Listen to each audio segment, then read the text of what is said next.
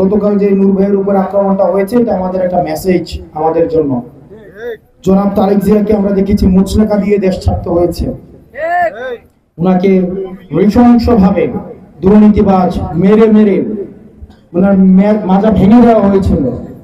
একই পরিণতি আমাদের জন্য অপেক্ষা করছে যদি আমরা নিয়ম চেঞ্জ করতে না পারি। নূর ভাইয়ের যে পরিণত হয়েছে, একই পরিণতি আমাদের জন্য অপেক্ষা করছে যদি আমরা নিয়ম পরিবর্তন না করতে পারি। দেশনেত্রী বেগম খালেদা জিয়ার যে পরিণত হয়েছিল, আমাদের জন্য একই পরিণত অপেক্ষা করছে যদি আমরা নিয়ম পরিবর্তন করতে না পারি। সেজন্য আমাদের নিয়ম পরিবর্তনের জন্য, যেটার নাম দিয়েছে আমরা সংস্কার, এটার জন্য আমাদের ঐক্যবদ্ধ অবশ্যই অবশ্যই আমাদেরকে থাকতে হবে।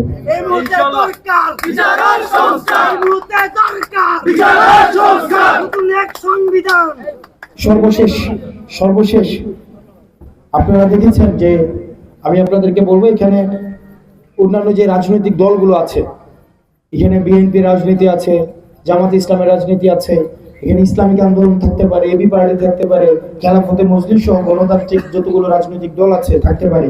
অনুরোধ করবো আপনারা তাদের সাথে সৌহার্দ্যপূর্ণ সম্পর্ক রাখবেন। আমরা 24 পরবর্তী বাংলাদেশে কোনো সহিংসতার দিকে আর ফিরে যেতে চাই না। আমরা কোনো সহিংসতার দিকে আর আমরা ফিরে যেতে চাই না। আমাদের মধ্যে ভিন্ন মত থাকবে, ভিন্ন মত হচ্ছে গণতন্ত্রের শক্তি, অন্যদিকে সহিংসতা হচ্ছে গণতন্ত্রের শত্রু। আমরা সৌহার্দ্যপূর্ণ সম্পর্কের মধ্য দিয়ে আমাদের ভিন্ন মত অবশ্যই জারি রাখবো, যৌক্তিক ভিন্ন মত জারি রাখবো, এবং যৌক্তিক ভিন্ন মতকে আমরা বোঝানোর মধ্য দিয়ে, ডায়লগের মধ্য দিয়ে, ডিসকাশনের মধ্য দিয়ে, গণতান্ত্রিক প্রক্রিয়ায় সেটাকে আমরা প্রতিষ্ঠিত করব। সেটার জন্য আমরা আওয়ামী পন্থায় কখনো যেন আমরা না যাই।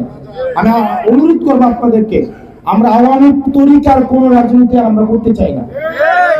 আমরা সাংগঠনিক ভাবে যেন শক্তিশালী হতে পারি এবং আমরা যেন গণতান্ত্রিক প্রক্রিয়ায় খুব শীঘ্রই আমরা যেন সরকার গঠন করতে পারি। সবাই ভালো থাকবেন। আপনারা যদি মনে করেন যে সংস্কার হবে না, ধরুন হইল না, আপনারা কি মনে করেন এটা থেমে যাবে? এটা আমি না করতে পারি, আমি ব্যর্থ হইতে পারি। আন্দোলন ব্যর্থ হয় নাই 2009 সাল থেকে 24 সাল পর্যন্ত অসংখ্য আন্দোলন ব্যর্থ হয়েছে, হয় নাই? কিন্তু এটা কেউ না কেউ আরো করুণ ভাবে আরো অনেক মানুষের হয়তো প্রাণ দিতে হবে, কিন্তু এই সংস্কার অবশ্যই অবশ্যই অবশ্যই অবশ্যই হবে। এখন সেটার জন্য কি লাগবে? সেটার জন্য তো রাজনীতিবিদদের সচেতন হবে। গত 17 বছর বিএনপি, জামাতে ইসলাম যারাই আওয়ামী সরকারের বিরুদ্ধে ন্যূনতম কথা বলছে, তাদেরকে বাড়ি থেকে ধরে ধরে নিয়ে গিয়ে এভাবে সেলফ হাউস নামে কারাগারে তাদেরকে রাখছে। এমনও মানুষ আছে যাদের আর এখনো খবরও পাওয়া যায়নি, আর ফিরে আসে নাই। এখন আসেন, এই যে কাজগুলো করছে আমাদের সাথে গত 17-18 বছর যে কাজগুলো করছে, এগুলার কি কোনো ধরনের আপনারা পরিবর্তন দেখছেন? আবার যে কাজগুলো হবে না, এটা কি নিশ্চয় এ পর্যন্ত কেউ দিছে? আবার যে হবে না, তাইলে আমরা কোন ভরসায়, কোন বিশ্বাসে আমরা আবার এটা দানবের হাতে, এই যে দানব বলতে দানব ব্যবস্থার হাতে আবার আমরা সবকিছু আমরা ছেড়ে দিব? আবার বিএনপি নির্যাতিত হবে, নিপীড়িত হবে, গুম খুনের শিকার হবে, জামাত গুম খুনের শিকার হবে। এই আবার দেখবেন নতুন আলাপ আনছে, মুক্তিযুদ্ধের পক্ষের শক্তি, বিপক্ষের শক্তি। আমার কমেন্ট সেকশনে গেলে দেখবেন আমি হচ্ছে রাজাকার। আমার জন্ম 1998 সালে, মুক্তিযুদ্ধ হচ্ছে 71 সালে। আমাদের বুঝান কোন হিসাবে আমি রাজাকার?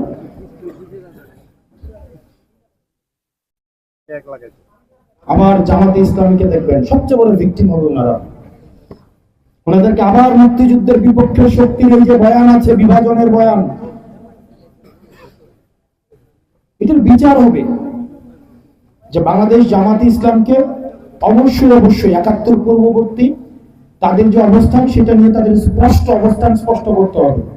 এটা অবশ্যই অবস্থান স্পষ্ট করতে হবে। একই সাথে সাথে তাদের প্রতি যে জুলুম হয়েছে, এই জুলুমের হচ্ছে কি করতে হবে? জবাবদিহিতা করতে হবে। আবার আমি তাদেরকে সচেতন করতে চাই বা তাদেরকে বলতে চাই, যদি আমরা ঐক্যবদ্ধ না থাকি, তাই আবার ওই আগের অস্ত্র দিয়ে আবার আপনাদেরকে দমন নিপীড়ন করা হবে। দেখেন ঢাকা বিশ্ববিদ্যালয়ে টেকিং কালচার শুরু হয়ে গেছে, মতের বিরুদ্ধে গেলেই এগুলো ভালো লক্ষণ না। যেটা আমাদের আগে হয়েছে এগুলো ভালো লক্ষণ না। আমরা ৭১ পরবর্তী সময় প্রতারিত হয়েছে, ৯০ পরবর্তী সময় প্রতারিত হয়েছে।